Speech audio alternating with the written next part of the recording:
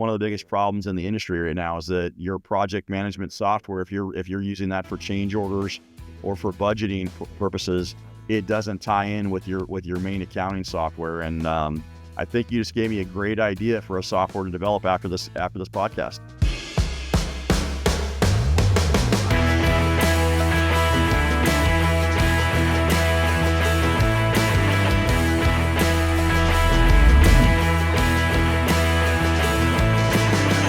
Welcome to Just a Girl in Construction.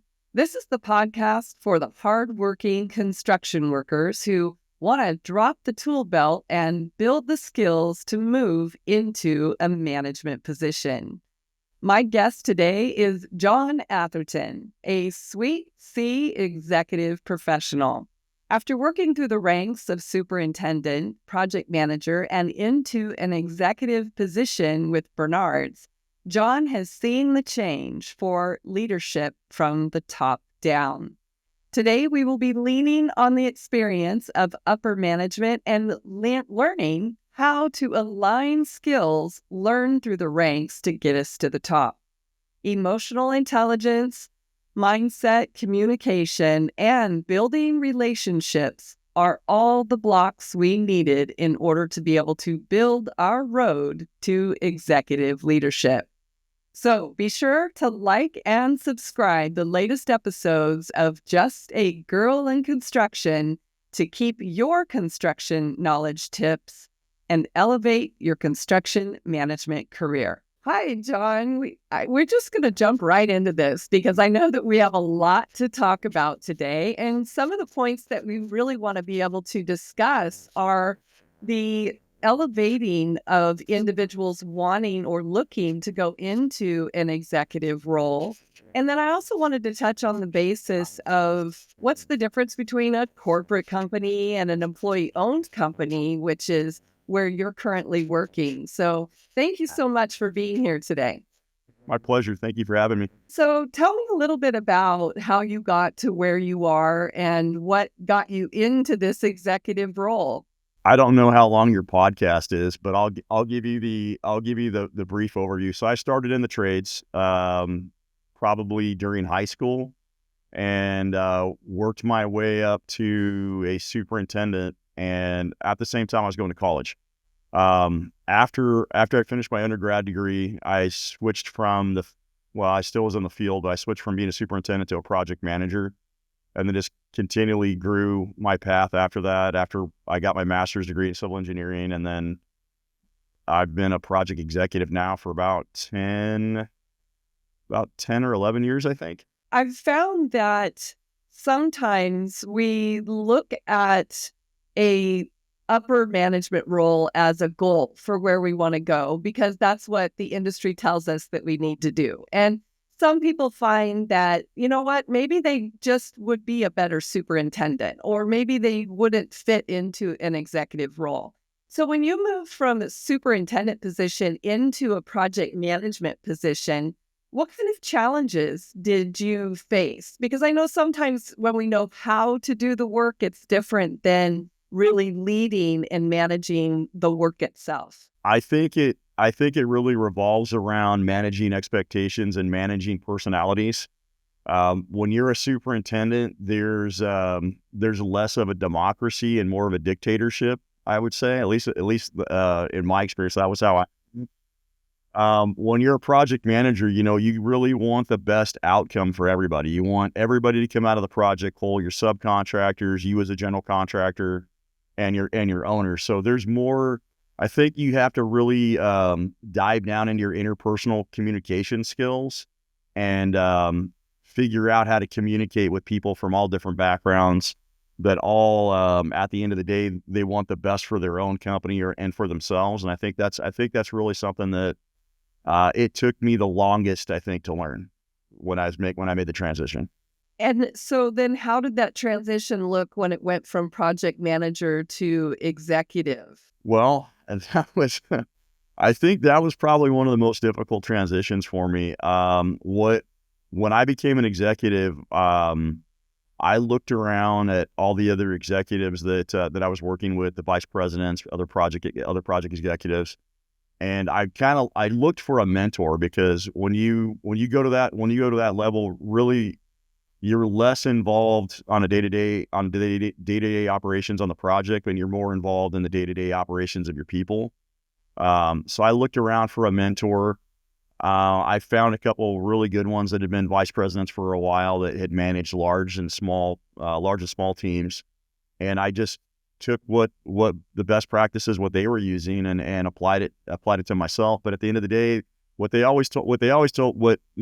overarching theme from all of them was that if you don't develop yourself, you're never going to be able to develop anybody else. So it's putting self-development, I think, more at the forefront, which is something that I didn't have to do when I was a superintendent. I didn't have to do that when I was a project manager, because it revolved more around learning SOPs and learning what our corporate policies were. But when you're going to the executive route, I think you're more managing people. So that's really what your goal is to figure out how to manage everybody at different levels, generational gaps, everything. Yeah. So generational gaps, it reminds me of what we do in construction management online, which is generational storytelling. And when you find a mentor like that, we really have to recognize that we've never been in that position or that place before. And I often liken it to the stories of Native American tribals that are able to tell the story of how the warriors went out on the hunt and how they did everything, and being able to capture those lessons learned. And having a mentor like that who's already been there and done that has got to be incredibly important for being able to build your own unique style of leadership. I think that's really the key, Cory, that you kind of hit the nail on the head, is that everybody's leadership style is different. Some people, it's situational. They might rise to be a leader in one situation, but not rise in another situation. But having that mentor, having somebody that you can kind of lean on to see, to try to not so much make your path easier, because it's still not going to be an easy path, but at least you can have somebody that you can talk to about situations, and get some feedback on what they think that what would be the best path forward. Well, I mean, the lessons are in the experience, right? So if the experience is not challenging, it's not going to pull us out of an unfamiliar or uncomfortable place where we really are going to be learning new things and stretching ourselves and being able to move to that next level. I kind of liken it to, it's a lot like raising kids. If you're not told at some point that you're the worst, you're probably not doing it right. I love this book. It's called Love Languages. And I always get in trouble by all my guy friends who are like, stop it. Don't talk to me about that. I'm like, okay, listen, if you haven't read it, you need to. But we need a love languages in construction, because it really is not just about your own personal leadership style, but how the way someone else is interpreting that style and how it's engaging with that particular individual. And that's why I think at that executive level, it is so important to have different leadership styles that you can pick and choose from depending on the individuals or the team that you're working with. I just heard this from a friend of mine. He's a life coach, leadership speaker, but he boiled it down to that your response to any situation is somebody else's event that they're going to take away from there, and it becomes cyclical. So you really kind of have to watch. And it kind of ties in with love languages. It's about how your perception of reality might not be somebody else's perception of reality, and until you have that relationship established to where you know how to communicate with somebody, that you might not be hearing each other. You might be listening, but you're not hearing each other. And this is really hard in construction, right? Because some of our jobs are 2 months long, some are 2 years long, but we never really sit down and talk about personal relationships or vulnerability. Like, our focus is always on the production of the job, or what issue might come up, or what fire needs to be put out. And those relationship building conversations are the ones that really need to happen. So when you have to sit across the table in negotiations, somebody's not just being short and hard with you, like they know you as their friend now. So they actually have to have a conversation with empathy and compassion and be able to talk about the facts and the evidence and not just be, trying to drill a task. I think it's an important part to sit down at the beginning of the job with both the internal stakeholders and, if you can, the external stakeholders, and figure out what their motivations are. I mean, with construction, you're with a different team, depending on the length of the project. You're with a different team every 16, 18 months, 2 years, and you have to relearn everything that you had done to do the work for that on that previous project is now gone, and you have a whole new set of people that you have to learn what their idiosyncrasies are, and try to figure out how to work in that team and where you fit.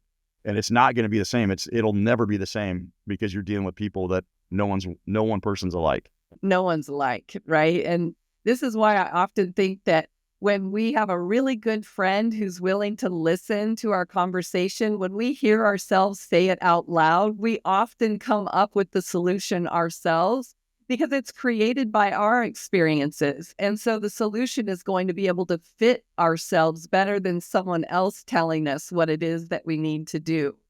But, I saw a post on LinkedIn yesterday by a friend, Jason Schroeder, who had a little ID card. And the ID card was talking about, the best ways of how I communicate and, what some of my favorite things are. And it reminds me of a one sheet that I have some of my students create in order to be able to accelerate that personal relationship with people by understanding that they have kids that play soccer, so they're going to be busy on the weekend, or they're going to have other things to do after work during the week. So maybe it'll change the way I interact with them or ask them to stay after work because I know that they have other obligations. And so I always find that that's a really helpful tool. But is it hard getting too personal with your employees when you're an executive? I honestly think it's no. The short answer, no. And the reason why, I think it's because I've been doing this. I've been doing this long enough to where I've tried to evolve. I was very standoffish when I first became a project executive. I was very standoffish, and I don't know if you ever read the five levels of leadership, but I kind of stood on that first level of my position. I'm the project executive. You're going to do what I tell you to do. This is how I would do it, and I want you to do it this way. But it doesn't. That might work for some people, but that's not where you're going to be.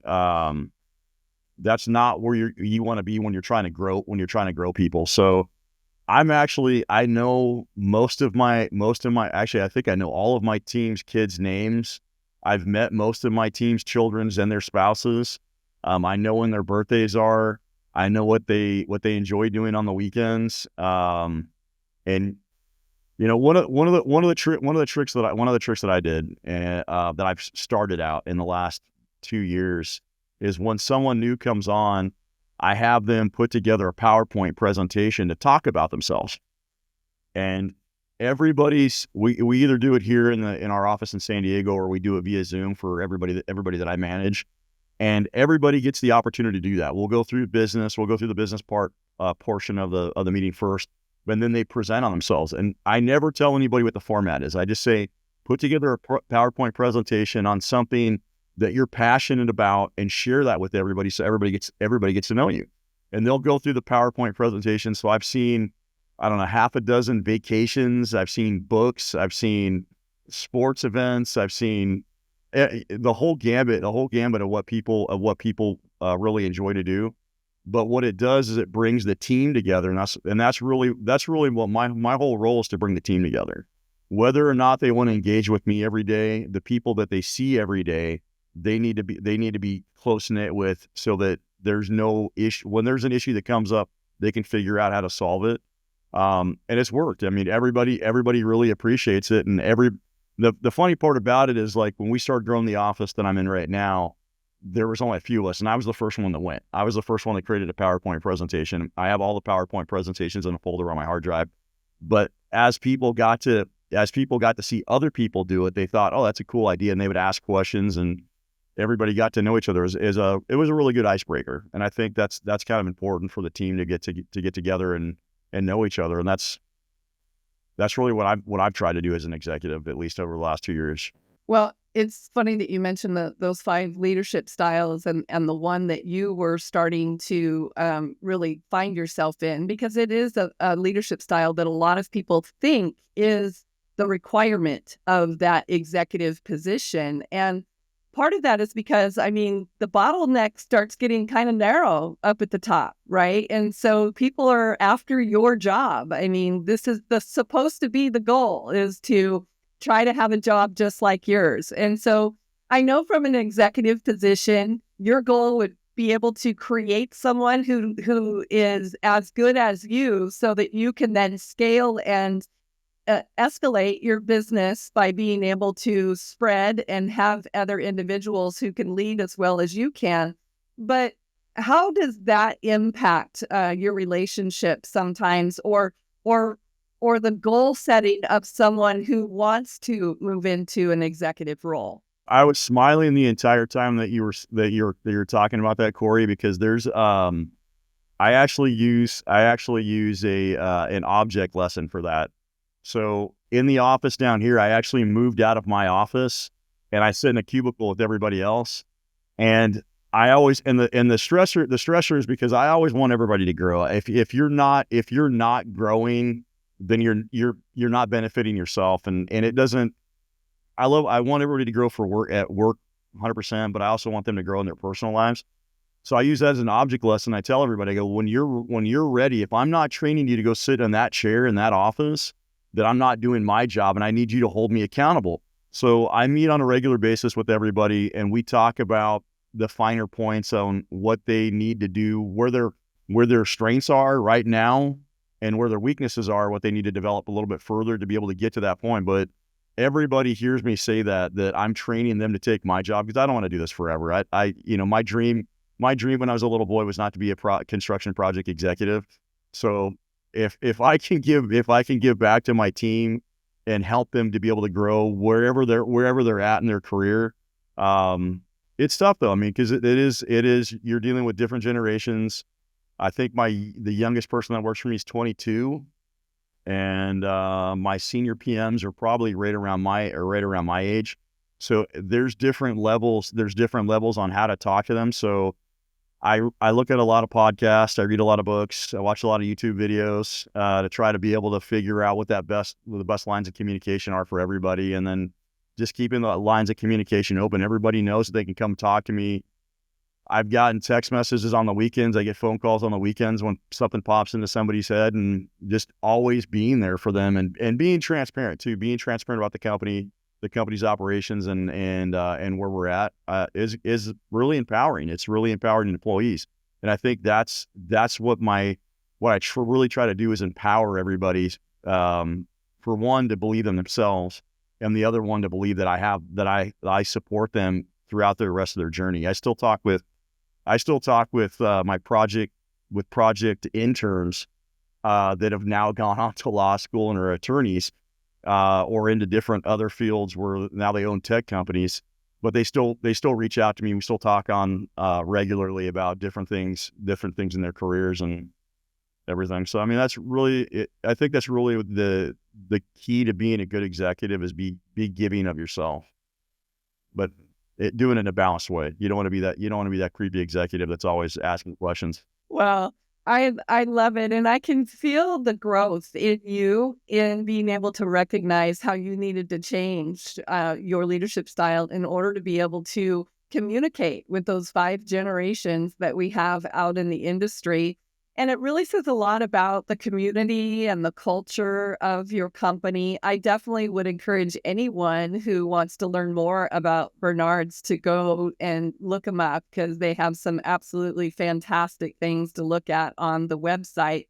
But one of the things that I noticed on your website was your dedication to education and training your employees. And so, can you tell us a little bit about that and how that is important for your employees? Yeah, actually, in the last, I think I've been at the company almost 3 years now, and that's dramatically changed. Corporately, we have a learning conference once a year. That's for superintendents, project engineers, and project managers, and you can sign up for whatever, whichever. There's classes that are core classes, and there's classes that you can sign up for if you just want to sit in and learn more about a particular topic that affects the construction industry.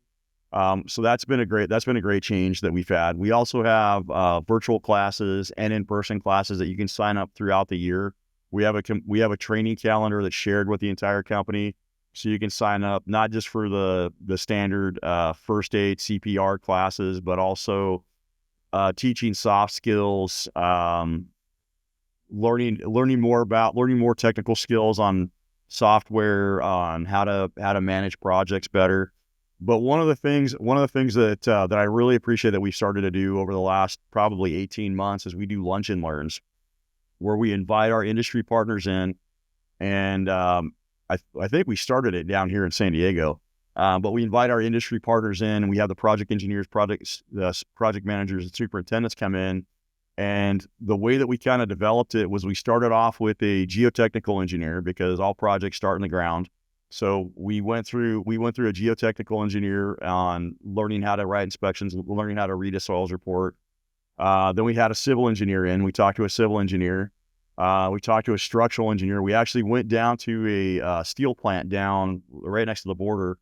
And one of the things I asked the owners of the company to do was quiz my PEs and my project managers, because I want to know exactly where they're at and how they can read shop drawings. So they actually did a mini shop drawing reading class, showed them notes, showed them what the different members of the beams and columns were. We've had an architect in here, a real good architect friend of mine, and most of his company. And that whole conversation was him and I having conversations, asking questions on how can we communicate better as a general contractor and an architect. What are the things that you see that's not working in the industry? What are the things that you see what are the questions that you wish that you could ask, but you're too afraid to pick up a phone and ask those questions? We had a ground penetrating radar. So I mean, going through the whole gambit of all the different phases in construction. And it builds up that repertoire to where it teaches the younger members of our company how to develop those communication skills. But it also helps them to be able to see that, oh, I can pick up a phone and look at the network that I have. Now I know these architects. Now I know this structural engineer. And really, that's what the basis. I mean, I've seen so many changes to the construction industry over the course of my career. It's really interesting to see that we're in the people aspect of it, because it's not how it was when I started out. Yeah. And, one of the things that you mentioned there is it seems that the focus is always on the entry level individuals and building their construction knowledge. And of course, at Construction Management Online, we're all about mindset and what that is. But I'm also, I'm in that seasoned group of elders that wants to find something for us to be able to do. And so I really also want to be able to see us develop opportunities for those that are getting ready to retire, and to be able to come back into our companies as mentors who the younger generation can lean on. But that's only going to be done if we do a better job of listening to what some of the younger generation is trying to contribute. And I think that you were saying earlier that it's a lot like being a parent. And as a parent, we have children. Why? But why? Why do you do this? And as a parent, we're like, because I said so. Yeah. And so really recognizing that need to move beyond because I said so, and be able to break it down and explain it in a way that allows someone else to be able to pick it up and then add their own perspective and interpretation to creating it into their unique person. I tend to use a lot of illustrations from my life experience when I explain to all the youngest project engineers I have all the way to the senior PMs on why I do things the way that I do. And I'll usually use a story. I'm like, perfect examples. I use this RFI 111 that happened to me on a job that I was a superintendent on, that my project engineer only sent an RFI response back to the person that asked the question. Well, it affected 7 other trades that never saw that. So when I was out building the field, I'm like, what's going on? And digging all the way back down there, it was just nobody had ever taught him. Nobody ever taught him that when you send an RFI out, send it to everybody, because it changes the design documents. And little things like that. I think when you're talking about mentors that are seasoned that come back and give, I think it's, we have so many people that are retiring. I think our average age, I think, in the industry right now is in their mid 40s. And we're not replenishing to keep up with that need. So I think that's an important aspect, to have those seasoned people with the life experience that have lived it, to come back and share that wisdom, share that knowledge with the younger generations, and make it easier for them.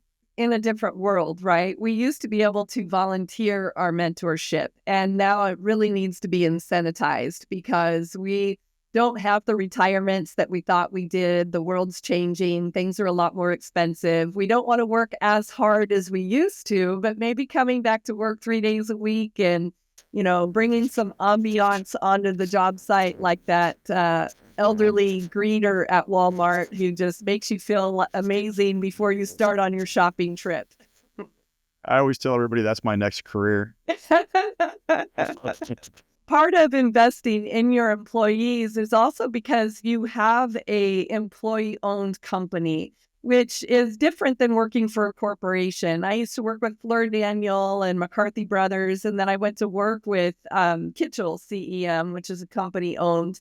And you also mentioned that you've experienced both. So what are some of the advantages or disadvantages of being able to work with corporate versus employee-owned company? I'll start with the corporate-owned company first. One of the advantages of the corporate-owned company is just the amount of resources that you have. My previous company, we were nationwide, and actually we were worldwide at the time, because we had joint ventures in China also. The amount of resources that are given towards developing your the employees, the budget's extremely higher than it is an employee-owned company.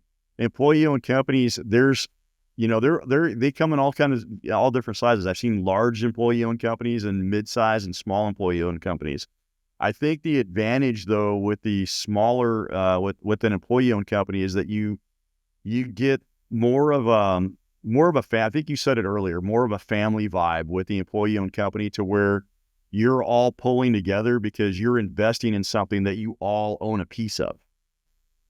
On a corporate side, I never got to meet any of the shareholders, because all my shareholders were in the UK, but everything that I did affected the stock price.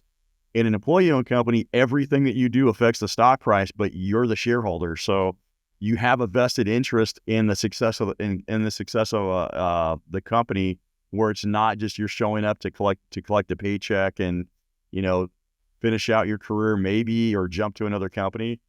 So I think it really depends on, I think there's benefits to both, but I think there's downsides to both also. I would suggest, for people that are younger, I would say go out and explore what the differences are in the two companies. I don't think, I think in this day and age, it's rare to see somebody that works 30 plus years at one single company. I think at my age, I've seen a lot of people do that. My previous company, I think I was there 21 years before I changed companies, but you don't see that too much. I mean, I have project engineers that have worked for me for 2 years, and they're on their third company in the last 5 years, because they're trying to figure out what they want to do, because there's not people that are helping them along the way or creating opportunities. I do remember when I was younger that we usually got about a $10,000 bump every time we did go to a new company. So that was kind of nice. But yeah, but I just saw a post by Unger Construction that I commented on because they showed that their employees are sticking around. And it really does say a lot for the company when they can have that kind of longevity in the individuals that want to invest in the company. But I also feel like, with resources, I hear you that corporate resources have more money to be able to spend towards training and education and that type of thing. But we also need to recognize just the return, and that sometimes we have to spend some of that money in order to be able to get a return that's going to create the kind of company that we want. And I know with CM Skill Builder that we provide, we have a library of mini courses that teach people how to do things that are common construction tasks, like how to respond to an RFI or how to create a submittal. And these are things that we don't get to learn in school and often are learned through mistakes that we get when we're thrown into the office field trailer because the superintendent got tired of us shadowing him out on the job site. And so my hope is that we're able to, with technology, find different opportunities for smaller, mid-sized companies to be able to enjoy some of the same advantages that bigger companies have. I think the advantage that you're talking about is that smaller, mid-sized companies are more nimble.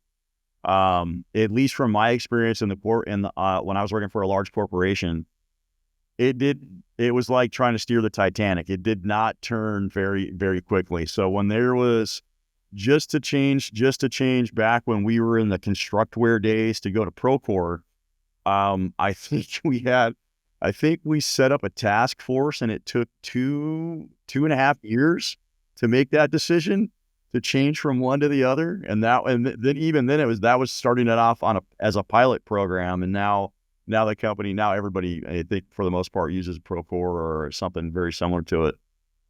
So I think that's the nice thing. And when you have digital learning at your fingertips and you can learn whatever you want to, and encouraging it too. Like if you're wanting to learn during the workday and they're at work, let them learn. I mean, that's still part of the process, and it makes them a better employee, and it helps them invest in themselves. I will say that you're probably right. It probably is a big ship being steered when it's a corporate entity, but I also think it's kind of the nature of construction, right? I mean, I don't want to plug my iPhone in because it might go through the 10 updates that I refuse to allow it to do because I don't want to lose my contacts. And this is one thing that I've noticed about the different generations is those of us that are a little bit older, we learn something and we're pretty happy that we learned it and we just want to keep it. We don't want to update it. We don't want to change it. But the younger generation or those entering our workforce, they're much more flexible in being able to move to a new thought or move to a new software. And I know that this is a huge problem for companies trying to consolidate to maybe one or two different softwares. And I did notice that you are team partners with Procore BIM. And so how has that worked for you? And do you still use other softwares in conjunction with that? It's really interesting, Cory. You actually touch on something that I think is probably the second question whenever you interview somebody for a project engineer or an intern position is, what software do you guys use? Yeah, you better say Excel. Yeah, it's, I don't even have an iPad. I don't even use an iPad anymore. So, just because I don't really feel the need for it because you can do so much. There's so much functionality on your phone. We use Procore for the most part. That's our project management tool. We also use Vista. You're putting me on the spot. We use SketchUp. Sometimes I find the biggest disconnect is between the finance department and what's going out with the budget management on a project. So that's really kind of what I'm interested in. I know sometimes project managers get stuck having to input the same information in multiple platforms in order for everyone to be on the same page. And there's just so much potential for mistakes when that happens. You're going to get me in trouble with my accounting department if I answer this. Sorry. Uh, We're just but trying to solve problems. you're 100% correct. I think even with Procore financials, when you're using Procore for financials, you're still, whatever your main accounting software is, you still have to fix, still have to do some kind of a plugin and push it. So you're never seeing what your costs on a job site are in real time. Because the accounting portion of it with your payables and your sub payables doesn't really tie in in real time with Procore.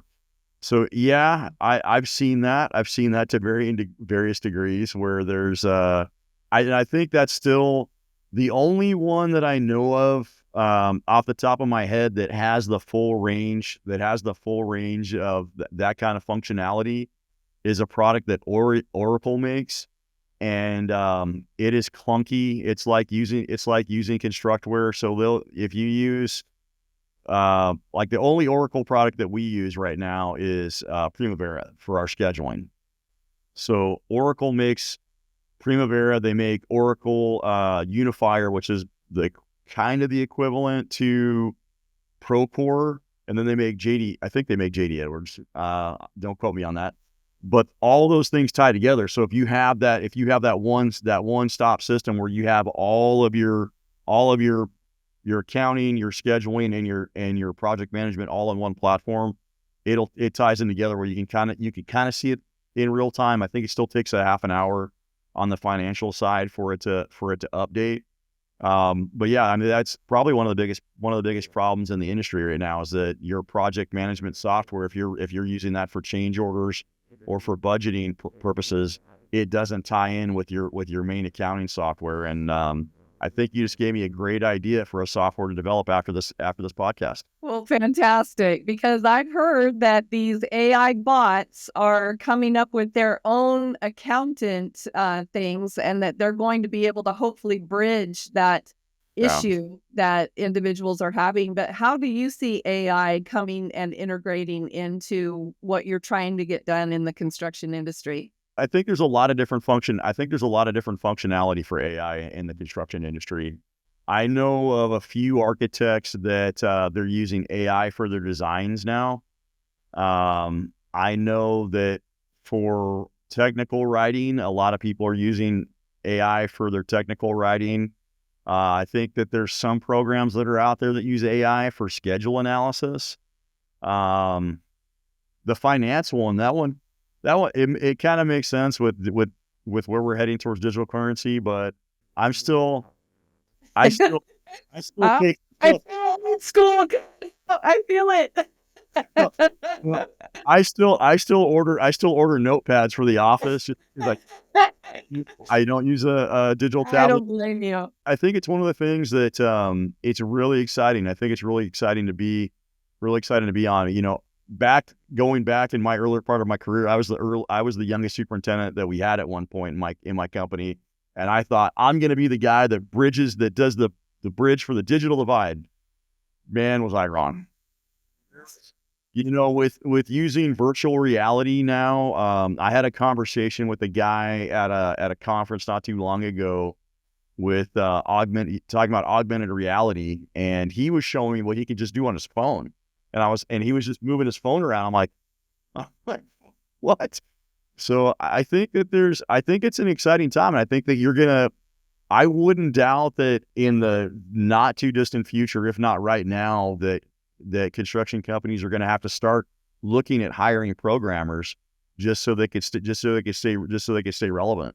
I don't think that's too far. That's not too far off in our distant future. And I think that's where it needs to go, right? We don't need our superintendents learning how to do this. I mean, I love OpenChat GPT as a tool for superintendents to be able to have something that quickly checks grammar and spelling and organizes their ideas for them in, a daily report or an RFI. But leave the computer programming to the computer programmers, But again, they have to be able to speak the construction language so that it is done in the way that we need it done. So I want to kind of change lanes a little bit.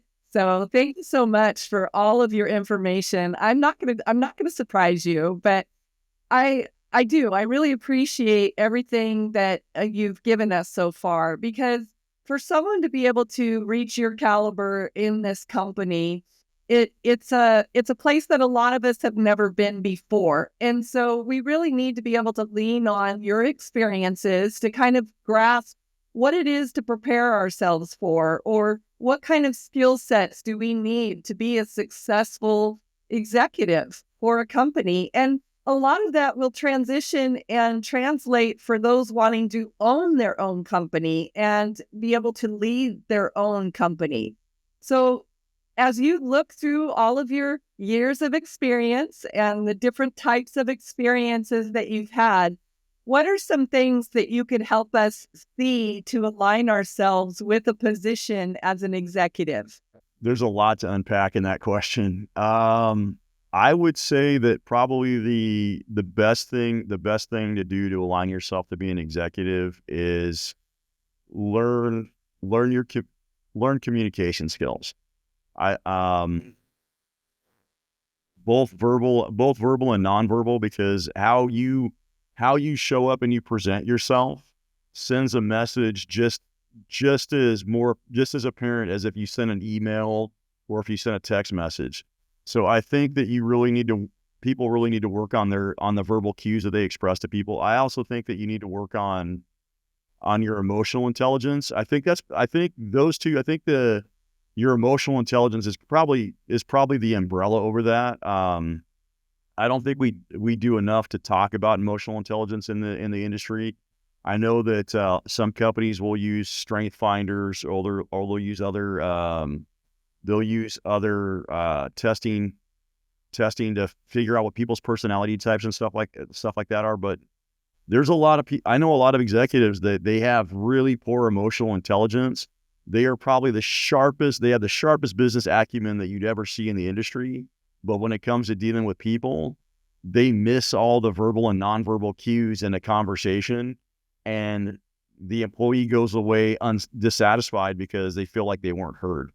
And I think that's probably the biggest thing that I've learned is, I'm Irish, so we're really good at. So I think part of it for me was genetics, but I think that's probably the biggest thing is learning emotional intelligence, figuring out, baselining where you're at and seeing how you can improve on that, because I think that's probably the skill that I have to flex the most during the day is figuring out how to talk to people and figure out what they're actually trying to tell me without them actually telling me it. 100%. I appreciate your answer. I teach behavior communication and comprehension in the curriculum that I developed for construction management online. But what I also teach is not just the person who's providing the message, but those people who are receiving the message. Because, we talk about having a thick skin in construction, and some people want us to change to such a point that we forget that having a thick skin is important, because construction is it's an emotional industry. I mean, we've got stress and anxiety and all of these triggers that are being created for us to perform and to have productivity and to be able to create these amazing projects that, take all of these diverse characters and personalities. And so not only is it important for how you're expressing yourself and being able to read other people, but it's also for other people not to take things to heart and to recognize that we can't all know what's going on behind the curtain of the person who's talking to us in that moment. And I think that it goes kind of back to the previous part of our conversation and talking about getting to know your employees. I've had some employees go through some horrific life experiences, terminal illness, divorce, horrible accidents. But it's one of those, I mean, you really kind of become, the de facto therapist at some point, but you have to realize going into this, that's going to be your role to some extent. you really are taking on the role of not just managing the work, but managing people. And if you lose sight of that people aspect of it, I don't think that you'll ever be an effective. You might be effective in business, but you're never going to be an effective leader. And people tend to follow the people that are the most empathetic. And with emotional intelligence, we really are understanding and having full awareness of the emotion that's being entered into the situation versus just looking at the facts and the evidence and being able to keep that emotion out of it. But then you also mentioned something about actions and how we allow people to treat us is how we teach them how to treat us. And to me, this is a really important point that I try to get across to women in the construction industry, because really often I never felt like I did not belong. My dad always made me feel as though I had what it took to do whatever I wanted in my life. But there were some situations that I was approached with that could have very quickly made me feel as though the construction industry was not built for women. And now today more than ever, I think with the need of diversity and multi-action, that women are going to be really important to the construction industry, because men do tend to be very linear and box thinkers and very focused in the production. And it's not that they can't be more multidimensional, but it just seems to be a natural place for women to be in that, where men are more direct and more focused. So what say you? I think you're 100% right. I think women are the fastest growing segment in the construction field. I've seen a lot more women come into the construction into the construction field in the last 20 years that I've been doing this. Talking about the thinkers and the differences between a man and a woman when it comes to work, you're 100% correct. 60, a little over 60% of my staff are women. And the reason being was pretty much what you just said. I get more detail oriented work from the women that work with me than the men that work with me. Not to say that the men don't bring value, but there's two different aspects to it. They're different. They are different. I mean, and you have to lean in on the strengths of both of them. You have to lean on the strengths of both the genders. I actually am embarrassed to say that I'm on a panel for International Women's Day just because of the support that I give to the women in the construction industry. And I'm sitting in a panel with some very powerful women, so it's kind of humbling, because I think 3 of the panel members, there's 5. It's a 5-member panel, and three of the other than myself, 3 of the women that are on there, I know how powerful they are because they're really good. They're really good friends of mine, and they're actually, one of them was my mentor. So it'll be interesting. I think there's a lot of opportunities in the construction industry for women.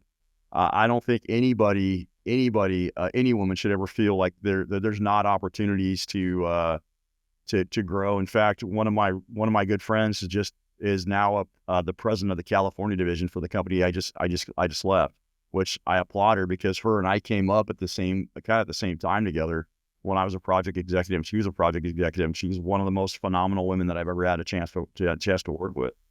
So as a father with 3 daughters,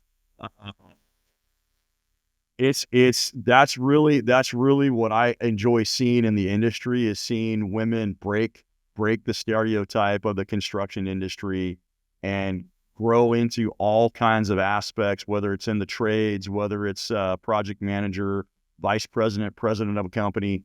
It's really refreshing to see that those opportunities are out there, and that women are taking advantage of those opportunities and continue to grow the entire market. Yeah, and I think that's how my dad felt, and I think that we recognize that women can also be the fastest exodus from construction if they're not prepared for understanding some of the situations that they may encounter, but recognizing that we have men also supporting us and supporting us being there will help us be able to report those type of situations more so to educate those individuals who are not used to working with women as coworkers. They're used to seeing them as sisters or wives or daughters. And so being able to see us as an equal is going to have some education behind it and be able to support that. But I'm glad that you're on that international panel and we'll be able to help with that aspect. It'll be interesting, Yeah. to say the least. Well, don't be too intimidated. I'm sure that they will much appreciate everything that you have to say. Just as I've appreciated everything that you've had to say today, you really have been an absolute globe into us understanding more about executive leadership and some of the things that we can do in order to be able to keep moving our education and knowledge that way. So thank you so much for being here today. Thank you, Cory. It was a great conversation today, and I want you to know that I took a lot away from this conversation today too. Fantastic. Well, I hope that we are able to develop a partnership in the future. Until then, I really encourage everyone to go to your website. Are there any other links that they can follow in order to be able to stay up on what you're doing? Feel free to reach out to me via LinkedIn. I think half of my interns that I've ever hired reach out to me on LinkedIn if you're looking for a position in the construction industry. Other than that, yeah, the Bernard's website's probably the best one to be able to find out what projects that we do and learn more about Bernard's. Well, fantastic. Thank you so much for being here today, and congratulations on such a successful career. Thank you, Cory.